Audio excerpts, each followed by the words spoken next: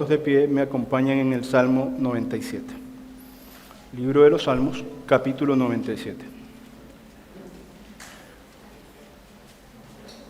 Todo lo leeremos completo. Dice así: Jehová reina, regocíjese la tierra, alégrense las muchas costas. Nubes y oscuridad alrededor de él, justicia y juicio son el cimiento de su trono. Fuego irá delante de él y abrazará a sus enemigos alrededor. Sus relámpagos alumbraron el mundo, la tierra vio y se estremeció. Los montes se derritieron como cera delante de Jehová, delante del Señor de toda la tierra. Los cielos anunciaron su justicia y todos los pueblos vieron su gloria. Avergüéncense todos los que sirven a las imágenes de talla, los que se glorían en los ídolos, póstrense a él todos los dioses. Oyó Sión y se alegró, y las hijas de Judá. Oh Jehová, se gozaron por tus juicios, porque tú, Jehová, eres excelso sobre toda la tierra.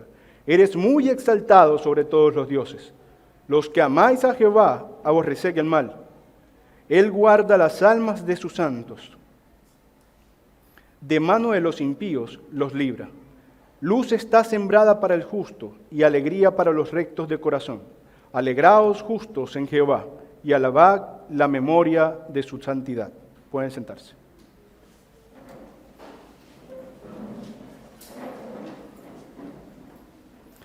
El tesoro de este libro de los Salmos aborda toda clase de temas profundos: depresión, alegría y cualquier otra emoción que nos imaginemos. Probablemente, y esto es importante, aborda muchos más temas de lo que sus propios autores fueron capaces de comprender cuando escribían.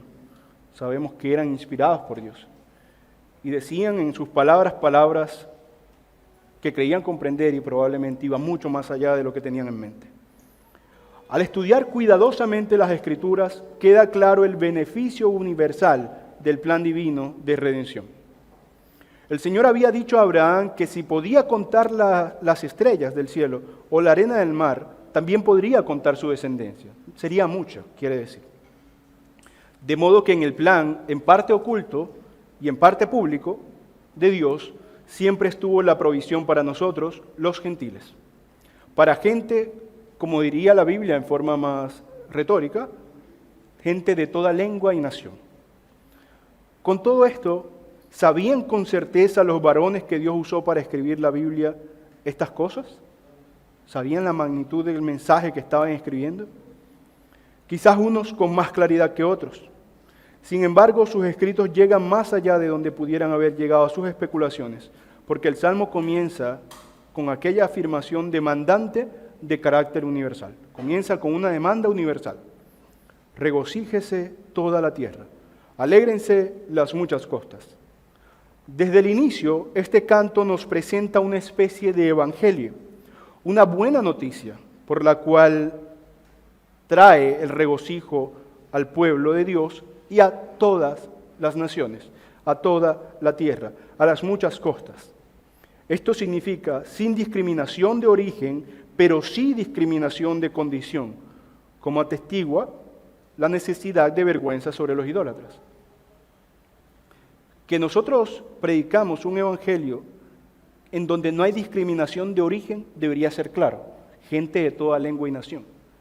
Y que predicamos un evangelio en donde sí hay discriminación de condición también debería ser claro, porque es un evangelio que solo salva al creyente, no a todos. Hay una condición particular que se nos demanda para poder acceder al beneficio de este evangelio. Por eso en el 7 dice que se avergüencen los que sirven a las imágenes de talla. Este texto es claramente escatológico, pues nos presenta enfáticamente la idea del juicio divino. Eso es escatológico, apunta hacia el futuro, hacia el final del mundo. Nos presenta la idea del juicio divino y el establecimiento del reino de Dios. Evoca de manera vívida aquella venida definitiva del Señor, en la cual juzgará a los vivos y a los muertos. Curiosamente, los versos del 1 al 7 parecen ser consecuencias de esta idea, de su reino definitivo. Mientras en el verso 1 ordena regocijarse, en el verso 7 ordena avergonzarse. Parecieran dos actividades no muy compatibles o no muy común verlas juntas. Pero parece que en la mente del escritor, o al menos en el escrito, está claro que este evento que requiere regocijo, también requiere vergüenza. Regocíjese de toda la tierra por ciertas cosas que menciona allí, que leo allí: nubes y oscuridad alrededor de él, justicia y juicio son el cimiento de su trono, fuego irá delante de él. Regocíjese de toda la tierra por eso. Y por eso mismo, avergüéncense los que adoran a imágenes de talla. Es curioso este efecto doble del mismo mensaje, que, como les digo, parece ser un mensaje en donde hay una especie de evangelio preanunciado. Es curioso que un mismo evento produzca tanto gozo como tristeza, tanto regocijo como vergüenza, pero invariablemente demanda que se postren ante él todos los dioses, también dice. Es decir, no hay autoridad, y esto es lo que se refiere con todos los dioses, porque sabemos que Dios solo hay uno. Como se le dijo por parte de Moisés al pueblo en Deuteronomio cuando le recordaba los mandamientos. Que sepa el pueblo que Dios, Jehová Dios, es Dios. Parece hasta redundante. Moisés le dice: recuerden que Dios es Dios, no hay otro Dios. Entonces este es el significado de que se postren todos los dioses. Quiere decir que invariablemente se le demanda a todo lo que existe, sin importar autoridad o potestad que nos imaginemos que pueda haber en esta tierra, que se postren ante Dios. Esto es una demanda que no debe tomarse a la ligera. Es un juicio y una demanda universal de magnitudes cósmicas, un estruendo tal que es digno de temor universal. También dice: nubes y oscuridad, fuego abrasador, enemigos son consumidos, nos presenta este salmo. Son abrazados por el fuego que viene, los enemigos del Señor. Relámpagos que causan un estremecimiento ante su santidad sobre todo lo que está presente. Los cielos gritando, y esto no lo dice el texto, pero es como lo imagino: allí viene la justicia del trono, y los montes deshaciéndose, nos presenta el Salmo. No puede decirse que el salmista escatimó esfuerzos para dejar clara una cosa: la presencia de la santidad de Dios es, por falta de una descripción mejor, estremecedora. Queda claro eso de todas las imágenes que nos presenta el salmista. La presencia de la santidad de Dios, que es lo mismo que decir, la presencia de Dios es estremecedora. Sin embargo, y a pesar de este escenario aparentemente sombrío, el texto empieza diciendo: regocíjese toda la tierra. Y luego avergüéncense, porque, observen bien esto, con toda intención o sin ella, el salmista nos está comunicando el Evangelio. Y esa es la idea que quiero que tengan en mente. Este salmo nos comunica el Evangelio mediante todas las imágenes que usa. Sea que fuera consciente o no, sin ninguna duda, el autor transmite las verdades de la consumación del reino de Dios y lo que ello implica para los incrédulos y para los creyentes, como el Evangelio predicado por Cristo. Para quienes pueden regocijarse y para los que pueden y deben avergonzarse. Aún incluso para los avergonzados es un aviso de que pueden llegar a ser los regocijados en tanto llega aquel día. En toda regla, es una buena noticia este salmo, tanto para los que se alegrarán porque están en una condición tal que reciben el beneficio del Evangelio, como los que se les demanda avergonzarse porque están en una condición tal en este momento en que aún pueden arrepentirse, pueden avergonzarse, pueden ir a este Dios que vendrá con fuego consumidor y consumirá a sus enemigos. Luego, en el verso 8, dice: oyó Sión y se alegró. Y ese es el título del sermón de hoy. Oyó Sión y se alegró.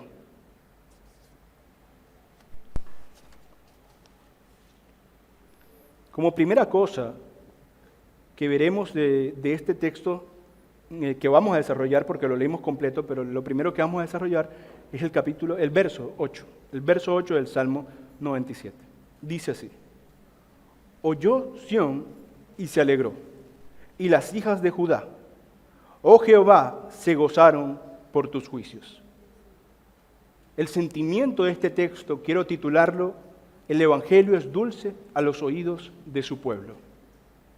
He querido enfatizar que este salmo presenta el Evangelio. Claro que alguno podrá pensar, con toda razón, que falta un elemento fundamental del Evangelio que creemos, a saber, la obra de Cristo, su vida, muerte, resurrección y ascensión. Claro que la encarnación de nuestro Señor es de vital importancia. Sin embargo, este salmo nos presenta como en sombra lo que hoy tenemos claramente visto. Pero vaya que es una sombra nítida, porque vemos características fundamentales que se han mencionado del Evangelio. Y quiero profundizar un poco más de eso. Porque digo que el sentimiento de este verso 8 es que el Evangelio es dulce a los oídos de su pueblo. Quiero justificar cómo realmente en este salmo está el Evangelio oculto. Pablo escribió alguna vez: no me avergüenzo del Evangelio porque es poder de Dios para salvación a todo aquel que cree, al judío primeramente y también al griego. El énfasis que quiero hacer es que es poder de Dios para salvación a todo aquel que cree, al judío y al griego, al pueblo escogido nacionalmente y a nosotros los gentiles. Una cosa es el contenido del Evangelio, que por supuesto tiene a Cristo, y otra cosa son los efectos y ciertas certezas que se tienen del Evangelio. Como Pablo deja claro, el Evangelio es aquello que Dios usa para la salvación, en el texto que leímos de Romanos. Dicho de otra forma, el Evangelio, o la buena noticia, como sería en español, es que aquellos que creen serán salvados. Y la implicación inevitable, la consecuencia inevitable, es que los que no creen perecerán en condenación. Y por eso enfatizo en que una cosa es el contenido, la forma en que se transmitió este Evangelio en el Nuevo Testamento, que en cuanto a contenido necesariamente se menciona la persona de Cristo y su obra. Otra cosa son ciertas certezas e implicaciones. Y esas certezas e implicaciones, el Salmo las deja claras. Salvación para los que creen, condenación para los incrédulos. Vemos claramente que el Evangelio está en sombra en este Salmo. Y por eso podemos decir que el texto del verso 8 evoca cómo el Evangelio es dulce a los oídos de su pueblo. El Evangelio es sin duda causa de temor y de gozo, y eso es lo que describe el temor en los versos 1 entre el 1 y 7 y el gozo. El gozo al principio, el temor en todas esas cosas que manifiesta, el fuego y todo lo demás. Pero llega el precioso verso 8. El salmista cambia el ritmo, y como si se tratara de una galería de arte, imagínenselo, en donde se ven varias pinturas de un mismo autor que cuentan una misma historia. El salmista pasa de un cuadro impactante en donde ve montes derritiéndose, fuego abrasador detrás del trono, delante del trono del juicio de Dios. Pasa al siguiente cuadro en donde ve a un pueblo feliz. Y parece extraño. En estos cuadros imaginarios que pintan una misma historia, como después de un escenario tan terrorífico, vemos a un pueblo feliz. Él mueve la mirada de este cuadro a este otro cuadro, hacia un pueblo que llama Sión en el texto, y dice: oyó Sión y se alegró. Oyó Sión de todo eso que mencioné, de las nubes, de la oscuridad, del estruendo, del fuego. Oyó Sión y se alegró. Y las hijas de Judá, oh Jehová, se gozaron por tus juicios. Oye, Sión, hay relámpagos, nubes, fuego y montes derritiéndose. Y aún así, luego de que dice eso, oyó Sión y se alegró. Quizás voy a decir algo que es obvio, pero es útil para el sermón de hoy. Sión somos nosotros. Creo que lo tenemos bastante claro después de conocer el Evangelio. Sión, el pueblo de Dios, es un pueblo tal que nosotros formamos parte de él también. El Evangelio a los oídos del impío que permanece en su incredulidad es locura, como de hecho creo que predicaba el pastor Alexander la semana pasada. Es como una hierba amarga, pero a los oídos de Sión, como dice el texto, cuando oyó Sión, a los oídos de Sión, cuando llega a los oídos de esta manada pequeña, como dice el Señor Jesús, es dulce como la miel. El Evangelio vemos que es dulce a los oídos de su pueblo, por muy tétrico que parezca desde afuera. Y en el Evangelio, en los Evangelios, específicamente en la Biblia, en el Nuevo Testamento, vemos que parecía tétrico para muchos. No pocas veces se le dijo a Jesús: ¿quién puede hacer estas cosas? Son demasiadas exigencias. No entendían realmente la ligereza, me refiero a la facilidad, a la tranquilidad que da vivir en el Evangelio. El Evangelio desde afuera, desde quienes no reciben el beneficio, seguramente es algo que produce terror. Así escribió Juan en Apocalipsis 10:10. Entonces tomé el librito de la mano del ángel y lo comí. Y aquí viene algo hermoso. Tomé el librito de la mano del ángel y lo comí. Y era dulce en mi boca como la miel.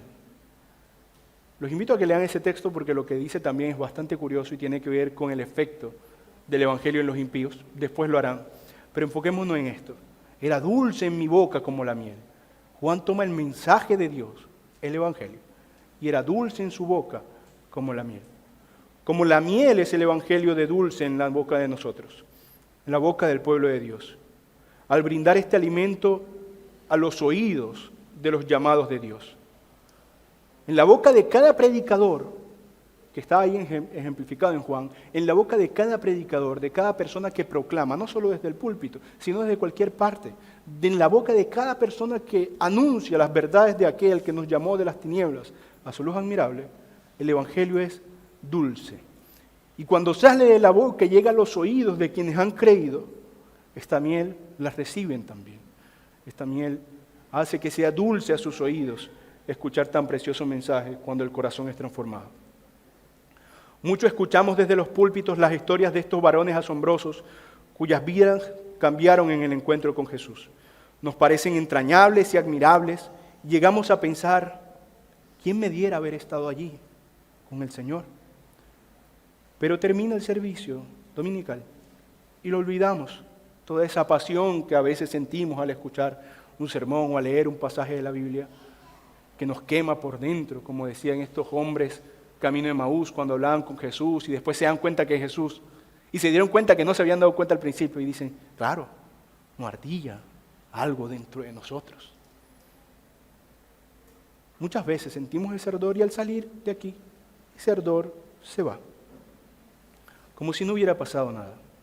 Eso no es alegrarse como oyó Sión y se alegró, no es alegrarse genuinamente. No es eso lo que dice el texto, sino que el pueblo oyó y se alegró. Verdaderamente los ánimos del que ama al Señor son reavivados en la exposición de su mensaje.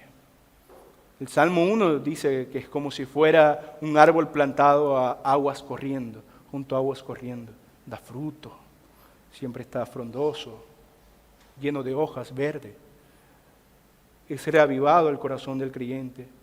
Y es hecho feliz el corazón del creyente en la exposición del Evangelio, tanto en la exposición de las partes bondadosas del Evangelio en que se reciben los beneficios de la obra de Cristo, como en la exposición de las partes del juicio del Evangelio en donde se recibe el castigo por el pecado. Hay muchos a quienes les parecen duros los juicios del Señor y modifican el Evangelio, diciéndose cristianos, modifican el Evangelio por una versión más amigable, que no ofenda, en donde nadie es juzgado y todos son felices para siempre. Predican un Evangelio mientras saltan en un rosal de espinas, de rosas sin espinas, me corrijo. Un Evangelio de caricatura, en donde todo el mundo es rosado, colorido, brillante y apacible. Y la gente que recibe este Evangelio no se puede decir que oiga y se alegre, porque lo que está oyendo no es el Evangelio. Oyó Sión y se alegró, y lo que oyó Sión fue una cosa muy específica. Lo que oyó Sión no fue solamente que se regocijaran y ya, sino que oyó Sión y se alegró de todo lo que implica el Evangelio, como bien dice el texto del verso 8, después de que dice que oyó Sión y se alegró. Oh Jehová, se gozaron en tus juicios. Oyó Sión y se alegró. Y las hijas de Judá, oh Jehová, se gozaron en tus juicios. Y los juicios de Jehová redundan en felicidad perpetua para el creyente, pero en tormento eterno para el incrédulo. Entonces, este Evangelio reducido, diluido, en donde nadie es un pecador, en donde todos viven felices para siempre, no es el Evangelio que escuchó Sión y se alegró. Y no es el que debe salir de nuestras bocas, porque eso no es miel, es basura. Y si produce algún efecto de alegría en el corazón de los hombres, decirle que su pecado no tiene consecuencias, ciertamente no es eso por lo que se alegra el pueblo de Dios verdadero. Por eso se alegran los impíos, no el pueblo de Dios. El verdadero creyente no se alegra solo por los aspectos preferidos de la predicación del Señor, sino que se goza tanto en su justicia como en su misericordia, porque en todo Él es santo, santo, santo. Y es por este Dios santo que debemos alegrarnos, porque no es como los otros y falsos dioses, sino que, como se nos dice en Éxodo, ¿quién como tú, oh Jehová, entre los dioses? ¿Quién como tú, magnífico en santidad, terrible en maravillosas hazañas, hacedor de prodigios? ¿Quién como tú? Dios integral, completo. No un Dios hippie, ni que predica solo amor, no.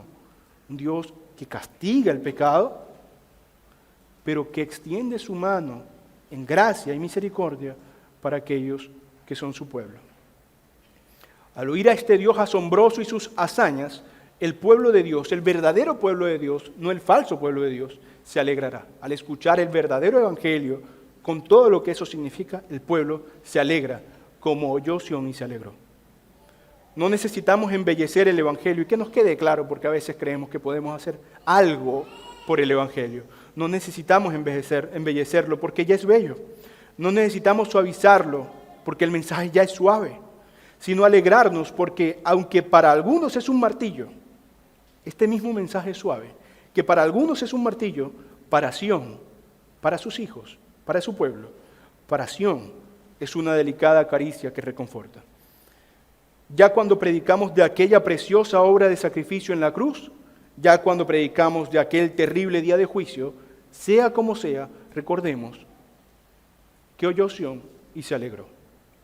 Y nosotros debemos ser la viva imagen de ese Sión que se alegra por el carácter de Dios. El siguiente verso, el verso 9, dice: porque tú, oh Jehová, eres excelso sobre la tierra, sobre toda la tierra, eres muy exaltado sobre todos los dioses.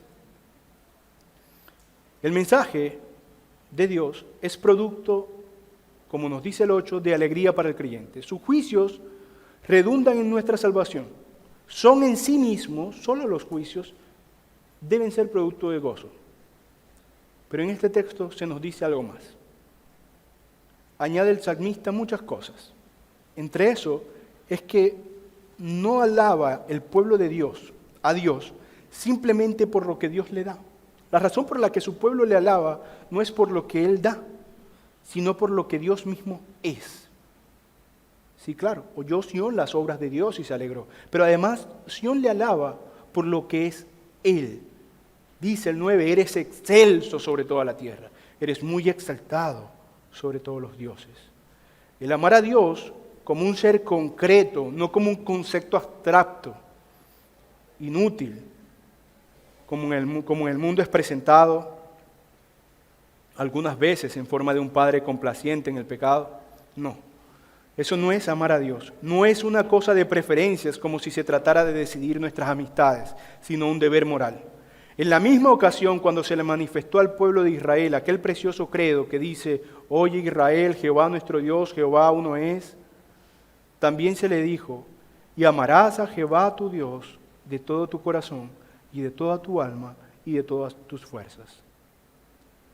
Pero no era algo novedoso y exclusivo para Israel, porque cuando se le preguntó al Señor Jesús sobre cuál era el más grande mandamiento, Él respondió, seguro lo recuerdan: amarás al Señor tu Dios con todo tu corazón y con toda tu alma y con toda tu mente.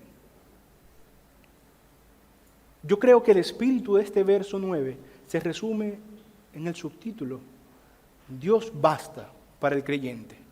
No lo que Dios hace, no lo que Dios nos da, Dios, lo que Dios es, basta para el creyente. Dios basta, Dios es suficiente para el creyente.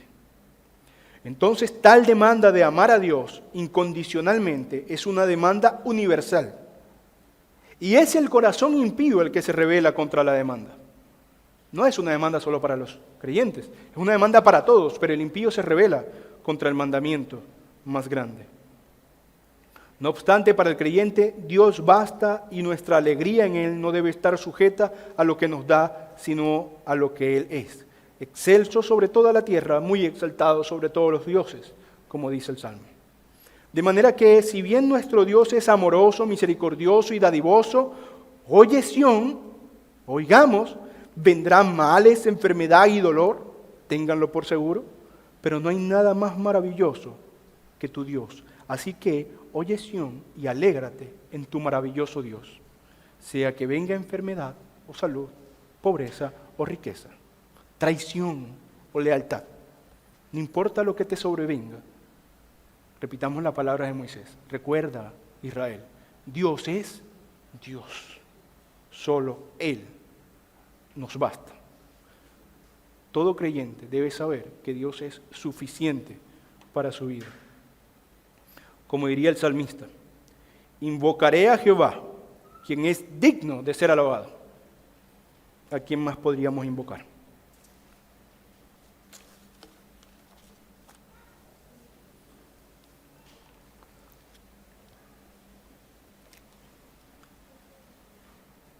Dice el verso 10, los que amáis a Jehová, aborreced el mal. Los que amáis a Jehová, aborreced el mal. Así como debemos amar a Dios por quien es y no por lo que da, debemos alegrarnos en todos los juicios de Dios también. Asimismo, también debemos manifestar la evidencia de que dicha alegría no es una emoción superficial que se va cuando nos salimos del templo, de que dicha alegría no es solo esa superficialidad que puede verse en nuestros rostros al sonreír y cuando cantamos un himno, sino que es producto de una convicción de su señorío. Los que amáis a Jehová, aborreced el mal. Es claro que, como dice el texto, Sión se alegra porque es el pueblo de Dios que recibe los beneficios de su misericordia, pero de ello se siguen ciertas consecuencias. ¿Eres realmente de Sión? ¿Te produce alegría la justicia divina, su santidad y su misericordia? Entonces, ¿amas lo que Dios ama y odias lo que Dios odia? O en otras palabras, ¿tú te satisfaces en todas estas cosas de Dios? Quiere decir que tú amas a Dios. Quiere decir que amas lo que Él ama, que Él odia lo que Él odia. Quiere decir que aborreces el mal. Y si no lo haces, probablemente tus convicciones no estén puestas donde deben estar. La respuesta del creyente ante la santidad debe ser santidad. Notemos que aborrecer el mal no es una actividad simplemente hacia adentro, no es un llamado al individualismo, sino que aborrecer el mal es tanto guardarse de cometerlo, claro, yo aborrezco el mal y por lo tanto no participo en él, como denunciar el mal allí donde lo veamos. Eso es también aborrecer el mal. No vivir en indiferencia a todo lo que sucede en este mundo, no. Porque somos sal y luz, dice nuestro Señor Jesús. Entonces eso implica aborrecer el mal, guardarme de él, pero también luchar contra él, denunciarlo allí donde lo veamos, luchar activamente contra las injusticias. Y no hay mayor injusticia, no hay mal más escandaloso en este mundo que la rebeldía contra el Señor. Por lo tanto, todo creyente produce frutos, no solo de santidad personal, sino de un deseo ardiente de denunciar el mal. ¿Para qué? Para que toda rodilla se postre al Señor, que es el fin último de la predicación. El fin último de la predicación no es manifestar un conocimiento profundo de la exégesis bíblica, no es manifestar unas habilidades sorprendentes de oratoria. El fin último de la predicación es que toda rodilla se postre a Dios. Si luego, cuando predico, sucede eso o no, quedará de parte del Señor. Que se postren en esta tierra adorándole o que se postren en el día último lamentándose de no haberse postrado en esta tierra. ¿No sabéis que los injustos no heredarán el reino de Dios? No erréis, ni los fornicarios, ni los idólatras, ni los adúlteros, ni los afeminados, ni los que se echan con varones. 1 Corintios 6:9. nos dice Pablo. Aborrecer el mal implica nuevamente la consecuencia de ser odiado por el mundo, por odiar lo que el mundo ama y ser repudiado por el mundo, para que quizás en el ejercicio de aborrecer el pecado, algunos idólatras, algunos adúlteros, algunos fornicarios o cualquier otro pecador, quizás en ese ejercicio de aborrecer el mal, ese hombre al que le predicamos, esa mujer a la que le predicamos, llegue también a hacer excepción que oye a Dios y se alegre, a hacer excepción que aborrece el mal.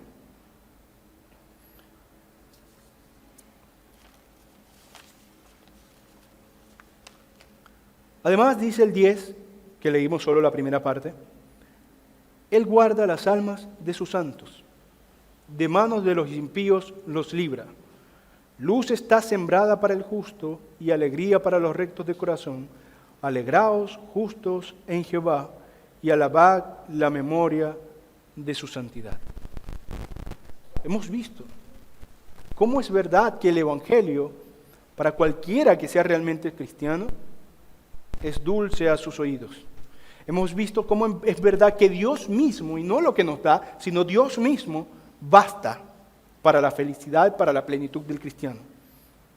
Hemos visto que es deber del cristiano aborrecer lo que Dios aborrece. Si es cristiano alguien, pues su vida sufre un vuelco moral y aborrece el mal. Ahora este pasaje, que es la segunda parte del 10 hasta el 12, nos da un nuevo mensaje que debe ser de alegría para nosotros. Que Dios guarda a ¿quiénes? ¿De quiénes está hablando? Dios guarda a los que se alegran en Él. A Sión. Sión es de lo que estamos hablando en este texto. Sión fue quien se alegró. Y aquí manifiesta cómo Dios guarda a este Sión, a este pueblo suyo que aborrece el mal, que se satisface en Dios, que cumple su justicia manifestando su justicia en sus vidas. Luego de las descripciones escatológicas del Salmo y de las demandas morales que hace Dios hacia los creyentes, termina con un mensaje de consuelo y de una esperanza segura. Se nos presenta la promesa de que Dios guarda a quienes se alegran en Él. Este mensaje insta a todos los creyentes a combatir fervientemente contra el mal, sin ningún miedo, porque seremos enemigos del mundo y nos odiará el mundo,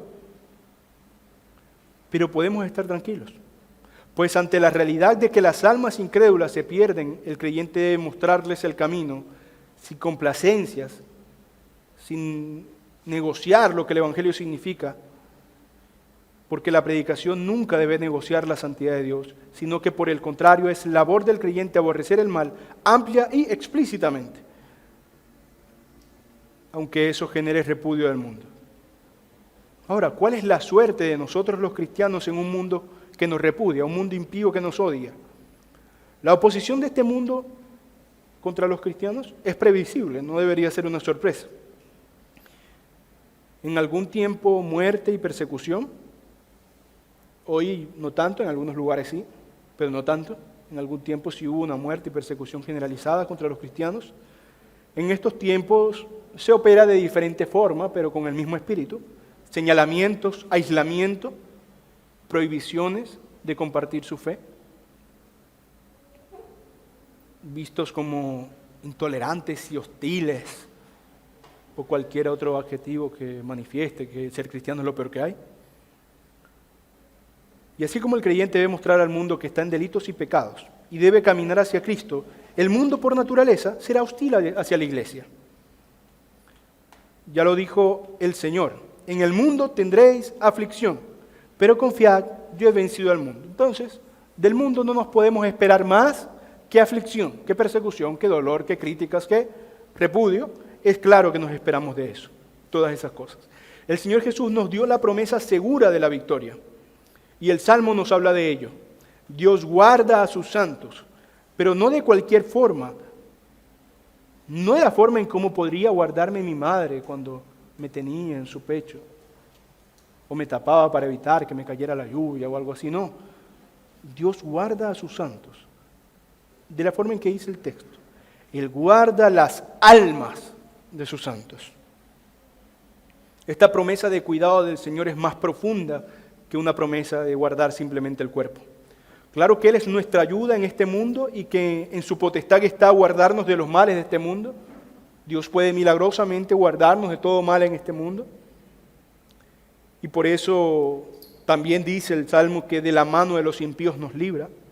Pero la principal seguridad que nos da el Señor es que Él guarda las almas de sus santos. Recordemos aquellas palabras, dichas por Jesús, por cierto. No temáis a los que matan el cuerpo, mas al alma no pueden matar. Temed más bien a aquel que puede destruir el alma y el cuerpo en el infierno. Temed a Dios, no a los hombres. El único digno de ser temido es Dios, y Él está junto a nosotros. Podemos alegrarnos en que Dios se guarda en nosotros. Dios nos guarda a nosotros, en que Dios guarda a quienes le siguen, en que Dios guarda a este Sión que se alegra en lo que es Él y en lo que Él hace. Por lo que esta promesa de librarnos de los impíos es sobre todo la seguridad de que nadie en este mundo puede tener una victoria definitiva sobre los creyentes. Que todos esos mártires que murieron en el nombre del Señor fueron relativamente, uso relativo en relación, relativamente derrotados por quienes los mataron. Parece que los hubieran vencido, pero esa victoria no fue definitiva. Porque allí donde un mártir murió, ascendió a la presencia de su Hacedor, de su Salvador. Pero allí donde un impío, impenitente, nunca se arrepintió, descenderá a los infiernos eternos y no hay quien salve su alma. Dios nos asegura que podemos estar tranquilos en esta promesa de que no importa nada, Él guarda nuestras almas. De que Dios está en control de todo y nos garantiza la victoria. Como dice el himno, ya tengo la victoria, pues Cristo me salva. Esa es la victoria del creyente, la salvación. Continúa el Salmo diciendo, luz está sembrada para el justo y alegría para los rectos del corazón. Y nos recuerda los relámpagos del verso 4, esta luz. Si la luz y la alegría está sembrada para los justos, los rectos de corazón, entonces, ¿de qué será la cosecha? Sino de alegría y de luz. Si el Señor para nosotros ha sembrado luz, cosecharemos luz. Entiéndase en este contexto los beneficios de su misericordia. Eso es la victoria con Dios. Una victoria que sobrepasa a cualquier victoria pequeña de este mundo. Dios guarda a quienes se alegran en Él. Por lo tanto, concluye el 12, alegraos justos en Jehová y alabad la memoria de su santidad. Comienza diciendo, regocíjense todos los pueblos, y termina especificándose, alegraos justos en Jehová y alabad la memoria de su santidad, porque es precisamente la santidad de Dios la que nos garantiza que su promesa es segura, infalible, perfecta. Por eso, alegraos justos en Jehová, quien nos es suficiente para todo. Este salmo es, en conclusión, verdaderamente un lienzo, para continuar con esa analogía de la pintura, en el que se ha pintado de forma clara, fidedigna, la esperanza del creyente, que está en la justicia de Dios. Y que cobra un color, por supuesto, mucho más vivo cuando situamos los ojos en el Evangelio. Cuando conocemos el Evangelio y leemos este salmo, por supuesto que el salmo se embellece, pero de sí mismo ya guarda la gran esperanza del Redentor Dios nuestro. Y por eso insiste tanto en alegrarse en este grandioso Dios. Nos cuenta lo asombroso del reino de Cristo, nos habla de su inminencia, de que vendrá ciertamente, pero también nos recuerda su gracia, nos manifiesta las promesas seguras del Señor de que nunca nos desamparará. Por lo tanto, tú creyente, así como aquella Sión que se alegró, oye y alégrate, porque el reino de Dios se ha acercado y ha sido tomado para este reino como un ciudadano, no como los que serán consumidos. no como extranjero, sino como coheredero de las promesas del reino. Entre tanto que llega completo, no duermas, aborrece el mal, ama el bien, siembra esperanza de la gracia en otros. Siembra en los corazones de los otros la esperanza que nos provee la gracia. Diles que la rieguen con verdadero arrepentimiento y fe en el Señor Jesús, para que juntos, tanto a los que le prediquemos como nosotros, cosechemos juntos la victoria. Tú que no crees, ya has escuchado las imágenes del juicio, cuán serio y cuán terrible será este juicio. Pero incluso ese escenario tenebroso que nos mencionan las Escrituras, incluso ese escenario de juicio que parece insalvable, incluso en ese escenario hay una muestra de la misericordia del grandioso Dios. Porque a ti que no has creído, te lo está mostrando en este momento en que puede ser hallado. Te lo muestra aquí y ahora. Te brinda la oportunidad de acercarte en arrepentimiento y fe con la garantía de que Dios Padre ha brindado este tiempo de gracia y Jesús ha dicho, todo lo que el Padre me da vendrá a mí y al que a mí viniere no le echo fuera. De modo como seguramente cuando leas las Escrituras te darás cuenta que nos lo repiten mucho, de modo que no hay excusa para el impío. Mateo 3:12 dice, su aventador está en su mano, y limpiará su era, y recogerá su trigo en el granero. Quemará la paja en el fuego, que nunca se apagará. Tú impío, evita hacer esa paja, y tú creyente, trata de sacar a todo aquel que está en rebeldía de ese conjunto de paja, para que así como tú, pase de las tinieblas a la luz admirable del Señor.